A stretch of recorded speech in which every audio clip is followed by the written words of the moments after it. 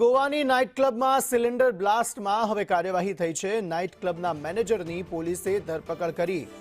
Night ક્લબના માલિક સામે warrant issue કરવામાં આવ્યું છે। સિલિન્ડર બ્લાસ્ટમાં 25 લોકોના મોત થયા હતા, ત્યારે ક્લબમાં ફાયર સેફટીની વ્યવસ્થા નબળી હોવાનું સામે આવ્યું છે। એલપીજી સિલિન્ડરમાં બ્લાસ્ટ બાદ આગ ફાટી નીકળી હતી। 25 લોકોના તે ઘટનામાં મોત થઈ ચૂક્યા છે। આ સમગ્ર મામલે હવે પોલીસ કાર્યવાહી થઈ રહી છે। નાઇટ ક્લબના મેનેજરની અટકાયત કરાઈ છે અને જે ક્લબ માલિક છે તેમના વિરુદ્ધ વોરંટ ઇસ્યુ કરવામાં આવ્યું છે। ખૂબ જ ગંભીર ઘટના। એક સિલિન્ડર બ્લાસ્ટ બાદ આખા ક્લબમાં આગ લાગી હતી અને આ ક્લબમાં 25 લોકોએ પોતાનો જીવ ગુમાવ્યો છે।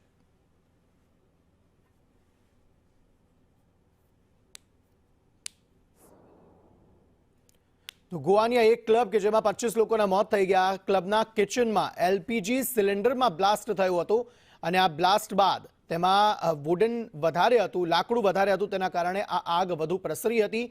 બેઝમેન્ટ સુધી આગનો ધુમાડો ફેલાઈ ગયો હતો।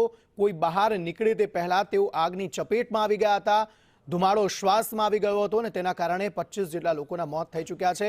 પ્રધાનમંત્રી સુધી આ વાત પહોંચી, ત્યારબાદ દ્રૌપદી મુર્મુ જે રાષ્ટ્રપતિ છે તેમણે પણ આ ઘટનાને લઈને દુઃખ વ્યક્ત કર્યું। પીએમ મોદીએ પણ દુઃખ વ્યક્ત કર્યું છે।